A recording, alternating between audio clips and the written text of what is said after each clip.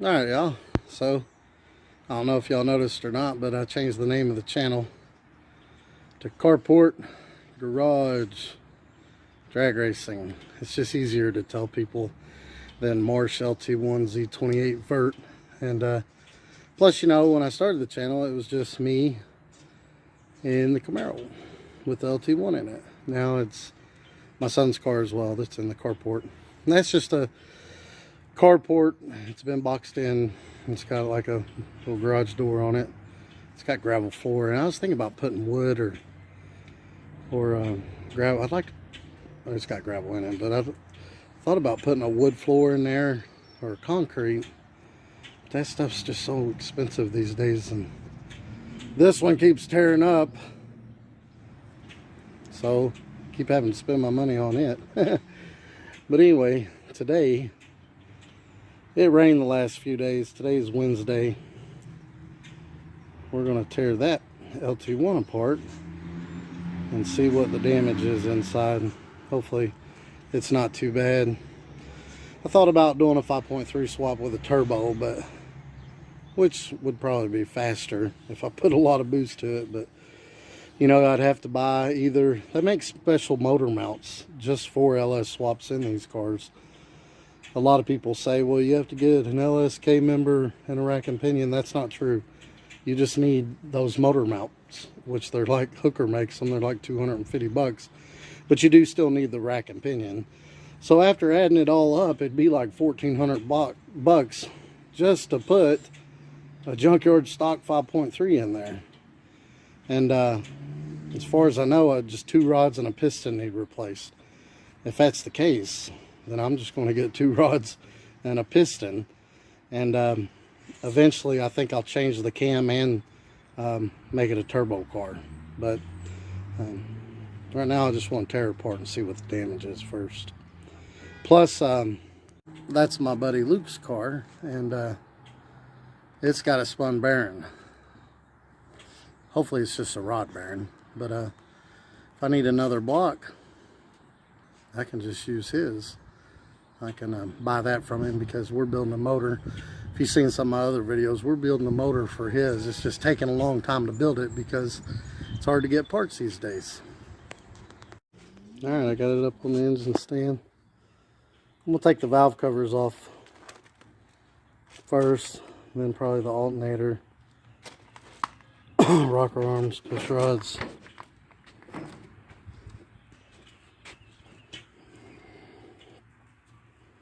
Make it a little lighter so I can push it around in the gravel.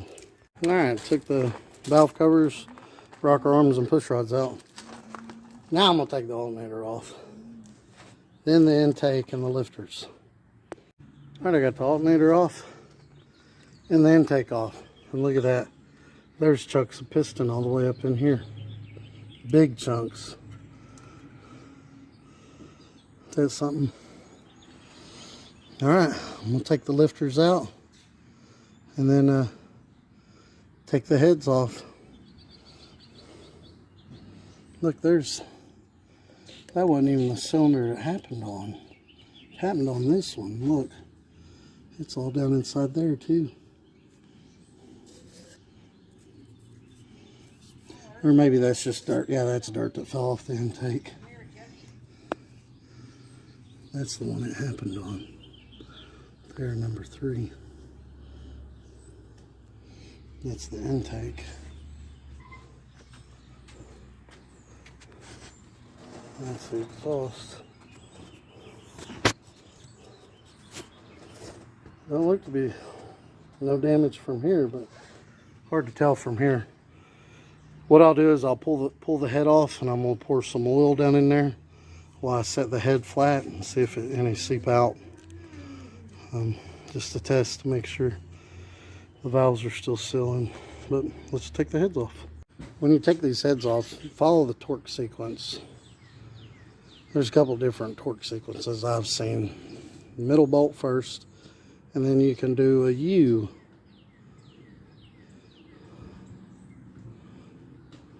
On out.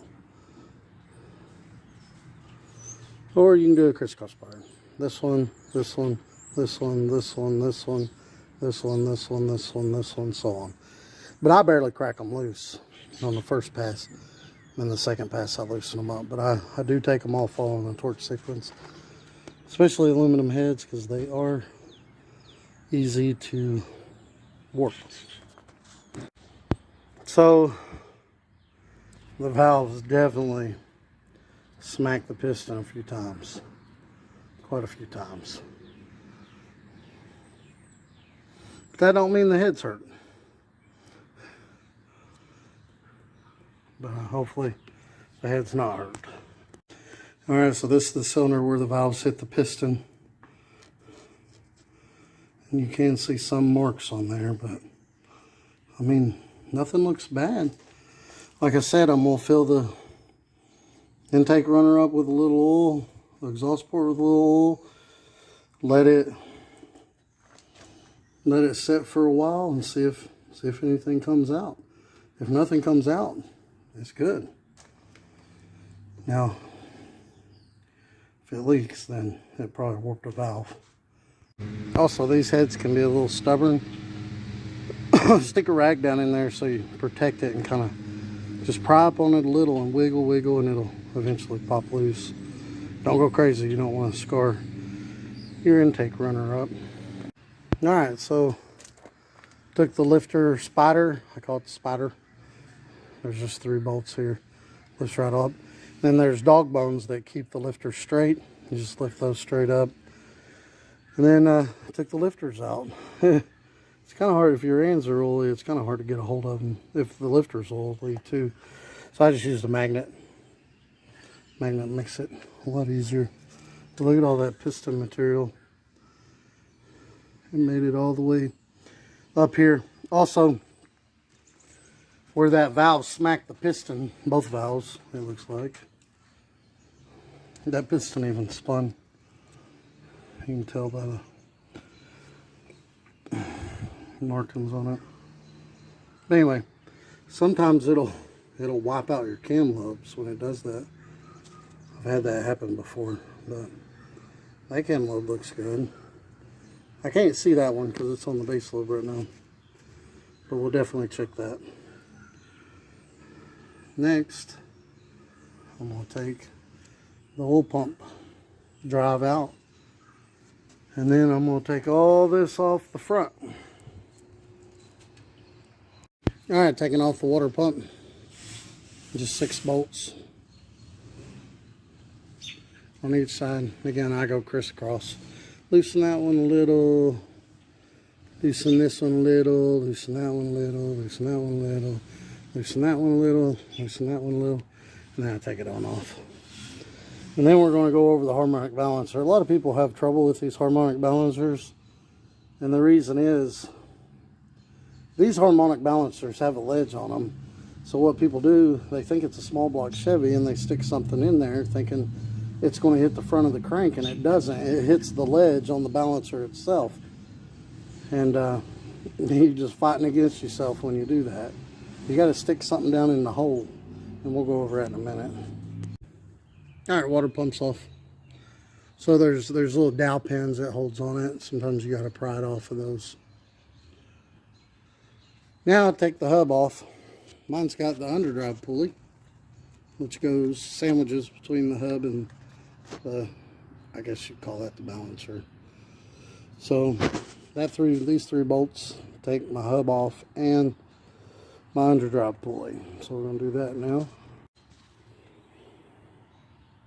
All right, so the 3 bolts are out. Your hub should wiggle right off, just like that.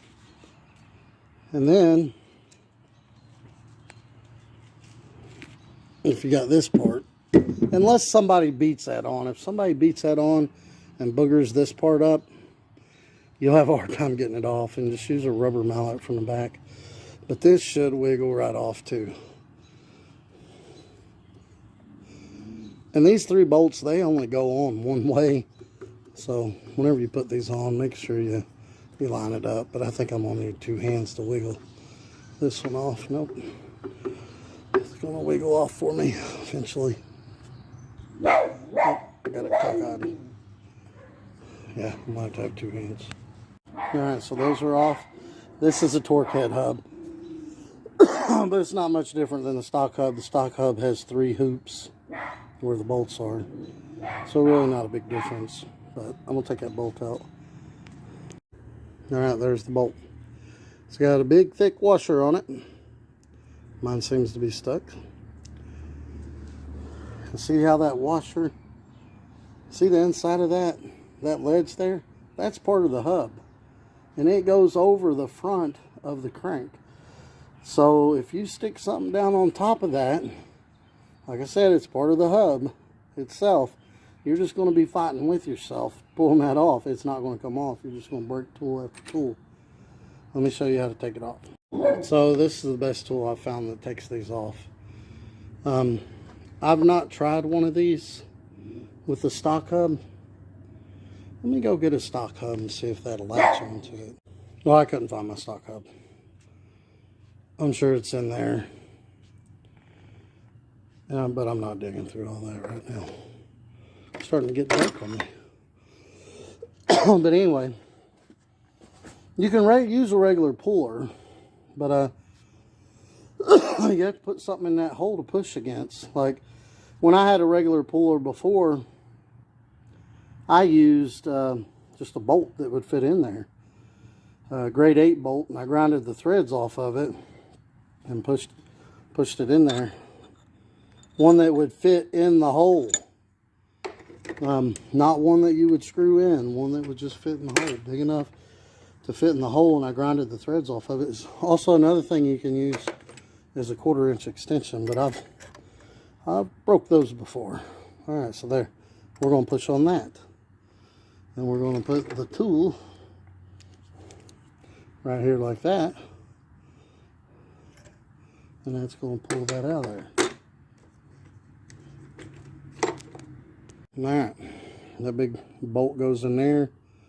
It's got a hole in it for the pin to go up inside of, and then you just latch these 3 on there just like that. This one's not holding yet. I'll have to turn this on. It's even got where you can just put the ratchet right in there, but I'm going to use a 1/2 inch ratchet. So I'm going to put a socket on there. How lucky was that? Nope, wrong way. I might have to put the phone down because I'm going to have to hold that bottom piece as I tighten it up. And there we go. Then we just start tightening it. It should come right off. This is a lot easier with an impact on it. But I'm going to screw that off. It ain't easy sometimes, but it'll pull off. Alright, it's off. So now you can see how the hub, see how that's part of the hub? And it's just as big as the bolt hole. Whereas a small block Chevy, the balancer goes all the way around it, and all this is exposed. So, you know, you just have to keep that in mind. You have to put something in the hole. Just don't put something in there that's going to ruin your threads. That tool right there, it works awesome. But I'm not sure if it'll clip on the stock hub. I've never used it on the stock hub. I used... they make this other one that's completely round, and it bolts to this, and then you can stick these down in there, and it works really good too. Actually, as a matter of fact, I think my small block Chevy puller would work with one of these rather than putting the fitting on the end of it. Yeah, let's see. Let's take it like that. That's if these holes line up, because these holes are different on a small block Chevy. On the LT1, they're offset. On a small block Chevy, they're all centered amongst each other. But like, they make one like this, and then rather than putting this fitting on there, you just use one of them metal shafts like I stuck down in the hole. And then that would work. But anyway, they make one like that too. That'll work for the LT1. It works really good too. Those cheap pullers you get from the parts store, them little 3-prong pullers, which I think I got one in here somewhere. No, I threw it away. Those go crooked. And if you go crooked, it's not going to come off. You're going to fight it the whole way. So get a good puller when you try to pull those off here. Alright, so next up, look at there, I forgot my coupler. I need to go put that on the water pump before I lose it.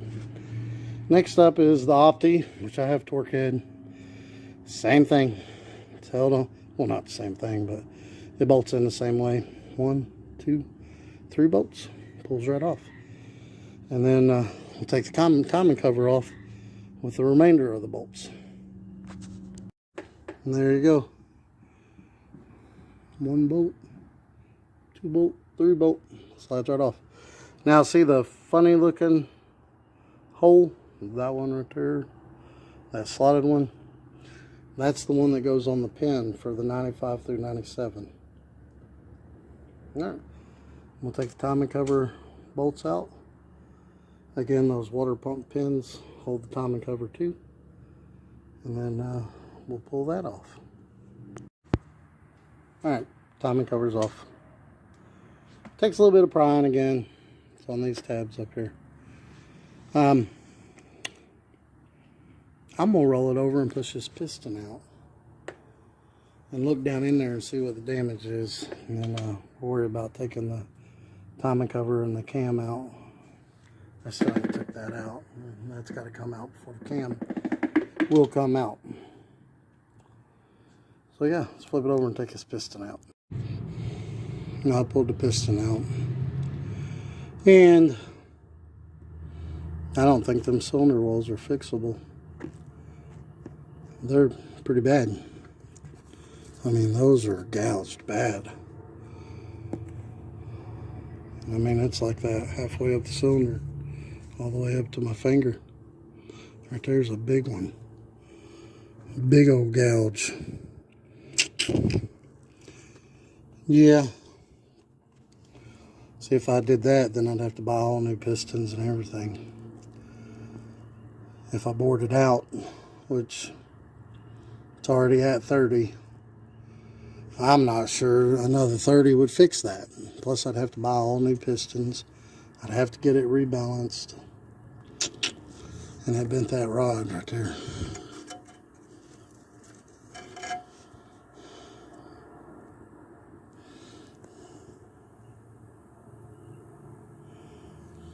Alright, so I have to get another block and get it bored 30 over. Get 2 rods, 2 pistons. I'll probably get 2 pistons. I'll replace the one that's on that rod too, which is should be 4. But it's gotten dark on me.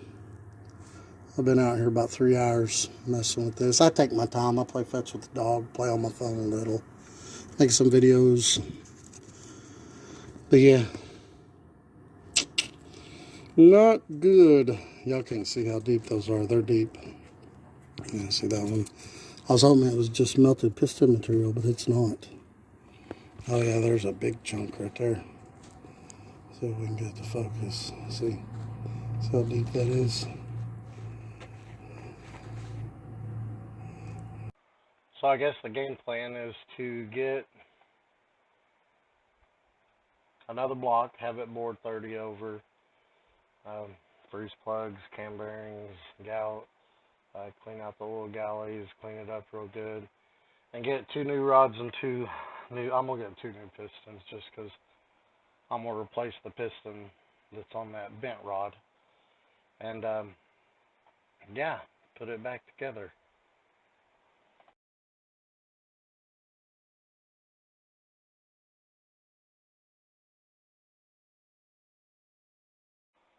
But thanks for watching. Y'all have a great day, and I'll get some more videos when I tear it the rest of the way down.